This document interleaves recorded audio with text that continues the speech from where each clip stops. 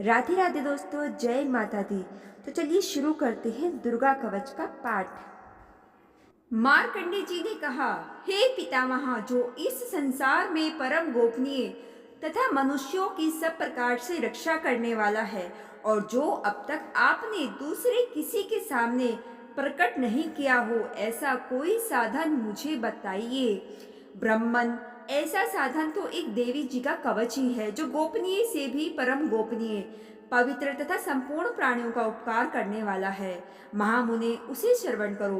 प्रथम नाम शैलपुत्री है, दूसरी मूर्ति का नाम ब्रह्मचारिणी है, तीसरा स्वरूप चंद्रघंटा के नाम से प्रसिद्ध है, चौथी मूर्ति को कुष्मांडा कहते हैं, पांचवी दुर्गा का नाम स्कंद माता है, देवी के छठे रूप को कात्यायनी कहते हैं, सातवां कालरात्रि और आठवां स्वरूप महागौरी के नाम से प्रसिद्ध है। नवी दुर्गा का नाम सिद्धिदात्री है।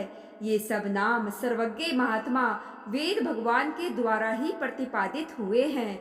जो मनुष्य अग्नि में जल रहा हो, रणभूमि में शत्रुओं से घिर गया हो, विषम संकट में फंस गया हो तथा इस प्रकार भय से आतुर होकर जो भगवती दुर्गा की शरण में प्राप्त हुए हों, उनका कभी कोई अमंगल नहीं होता। युद्ध समय संकट में पड़ने पर भी उनके ऊपर कोई विपत्ति नहीं दिखाई देती। उनके शोक, दुख और भय की प्राप्ति नहीं होती।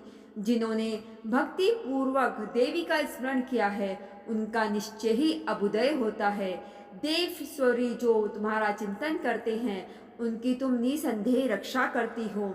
चामुंडा देवी प्रेत पर आरूढ़ होती हैं, वराही भैंसे पर सवारी करती हैं, ऐन्द्री का वाहन ऐरावत हाथी है, वैष्णवी देवी गरुड़ पर ही आसन जमाती है, महेश्वरी वृषभ पर आरूढ़ होती है, कुमारी का मयूर है, भगवान विष्णु की प्रेतमा लक्ष्मी देवी कमल के आसन पर विराजमान है और हाथों में कमल धारण किए हुए हैं। वृषभ पर आरूढ़ ईश्वरी देवी ने श्वेत रूप धारण कर रखा है। ब्राह्मी देवी हंस पर बैठी हुई हैं और सब प्रकार के आभूषणों से विभूषित हैं। इस प्रकार ये सभी माताएं सब प्रकार की योग शक्तियों से संपन्न हैं। इनके सिवा और भी बहुत सी देवियां हैं जो अनेक प्रकार के आभूषणों की शोभा से युक्त तथा नाना प्रकार के रत्नों से सुशोभित है।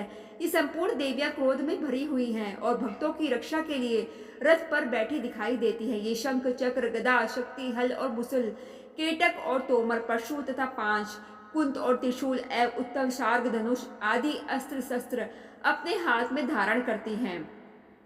दैत्यों के शरीर का नाश करना, भक्तों को अभय दान देना और देवताओं का कल्याण करना, यही उनके शस्त्र धारण का उद्देश्य है। महान रौद्र रूप, अत्यंत घोर पराक्रम, महान बल और महान उत्साह वाली देवी, तुम महान भय का नाश करने वाली हो। तुम्हें नमस्कार है। शत्रुओं का भय बढ़ाने वाली जगदम्बिका, मेरी रक्षा करे। पूर्व दिशा में ऐन्द्री इंद्र शक्ति मेरी रक्षा करे।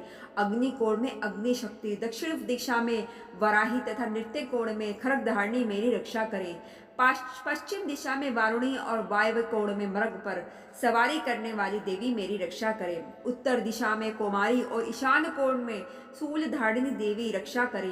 ब्रह्माणी, तुम ऊपर की ओर से मेरी रक्षा करो और वैष्णवी देवी नीचे की ओर से मेरी रक्षा करे।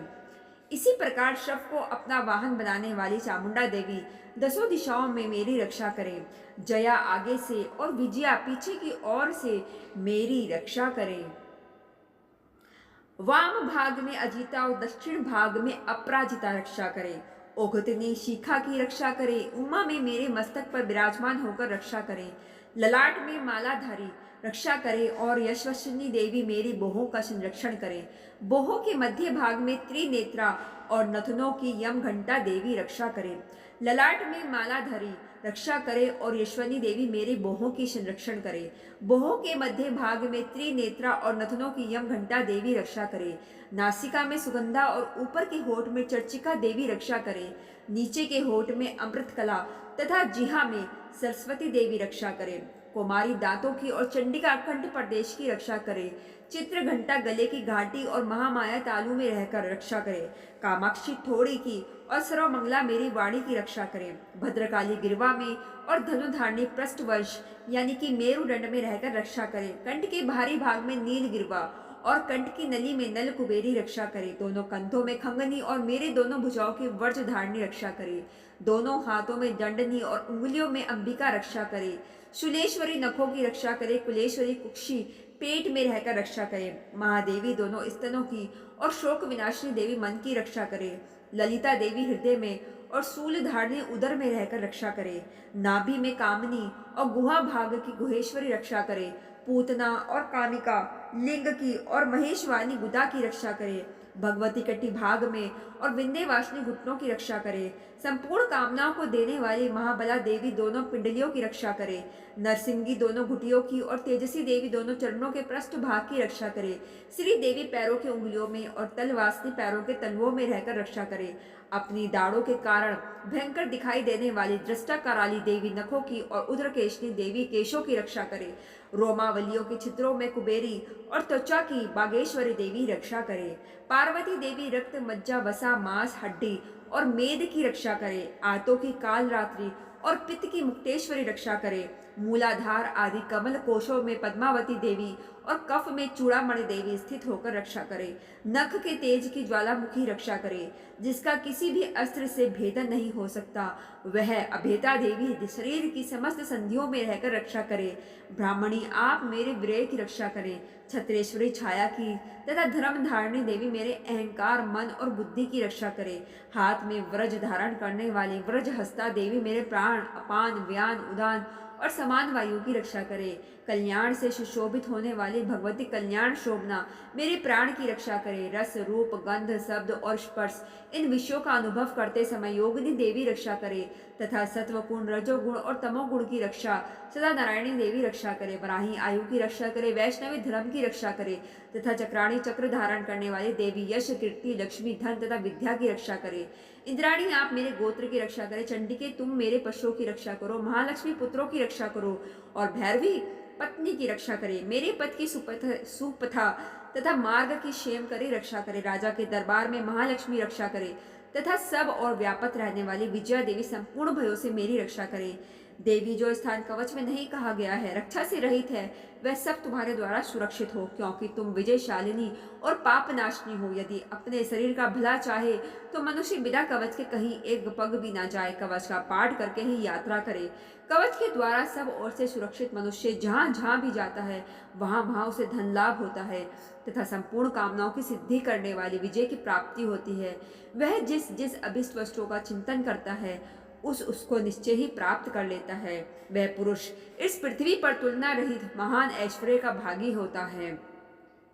कवच से सुरक्षित मनुष्य निर्भय हो जाता है। युद्ध में उसकी पराजय नहीं होती तथा वह तीनों लोकों में पूजनीय होता है।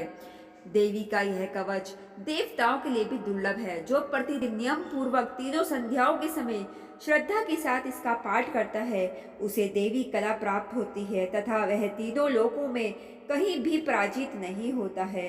इतना ही नहीं, वह अपमृत्यु रहित हो 100 से भी अधिक वर्षों तक जीवित रहता है। मकरी चेचक और कोण आदि उसकी संपूर्ण व्याधियां नष्ट हो जाती हैं। कनेर भांग अफीम धतूरे आदि का स्थावर विष, सांप और बिच्छू आदि के काटने से चढ़ा हुआ जंगम विष तथा अहिफेन और तेल के संयोग आदि से बनने वाला कृत्रिम विष, ये सभी प्रकार के विष दूर हो जाते हैं, उनका कोई असर नहीं होता। इस पृथ्वी पर मारण मोहन आदि जितने अभिचारिक प्रयोग होते हैं तथा इस प्रकार के मंत्र यंत्र होते हैं, वह सब इस कवच को हृदय में धारण कर लेने पर उस मनुष्य को देखते ही नष्ट हो जाते हैं। ये ही नहीं, पृथ्वी पर विचरने वाले ग्राम देवता आकाशचारी देव, विशेष जल के संबंध से प्रकट होने वाले गण, उपदेश मात्र से सिद्ध होने वाले निम्न कोटि के देवता, अपने जन्म से साथ प्रकट होने वाले देवता, कुल देवता माला कंठमाला आदि, डाकनी शाकनी, अंतरिक्ष में विचरण करने वाली अत्यंत बलवती भयानक डाकनियां, ग्रह भूत पिशाच यक्ष गंधर्व राक्षस भ्रम राक्षस बेताल कुष्मांड और भैरव आदि अनिष्टकार देवता भी हृदय में कवच धारण किए रहने पर उस मनुष्य को देखते ही भाग जाते हैं। कवचधारी पुरुष को राजा से सम्मान वृद्धि प्राप्ति होती है। यह कवच मनुष्य के तेज की वृद्धि करने वाला और उत्तम है। कवच का पाठ करने वाला पुरुष अपनी कीर्ति से विभूषित भूतल पर अपने सुयश से साथ साथ वृद्धि को प्राप्त होता है। जो पहले कवच का पाठ करके उसके बाद सप्तशती चंडी का पाठ करता है, उसकी जब तक वन पर्वत और कादनों सहित यह पृथ्वी टिकी रहती है, तब तक यहाँ पुत्र पौत्र आदि संतान परंपरा बनी रहती है। देह का अंत होने पर वह पुरुष भगवती महामाया के प्रसाद से नित्य परम पद को प्राप्त होता है, जो देवताओं के लिए भी दुर्लभ है। वह सुंदर दिव्य रूप धारण करता है और कल्याण शिव के साथ आनंद का भागी होता है। तो दोस्तों, यह था दुर्गा कवच का अध्याय। दुर्गा कवच के अलावा अगला स्रोत, तिलक स्रोत और प्रथम अध्याय से लेकर 13 अध्याय तक पढ़ने के लिए हमारे साथ जुड़े रहे। इसके लिए आप इस चैनल को सब्सक्राइब करना बिल्कुल मत भूलिएगा और इस वीडियो को ज़्यादा से ज़्यादा शेयर करके आप भी पुण्य के भागी ज़रूर बनिएगा। राधे राधे।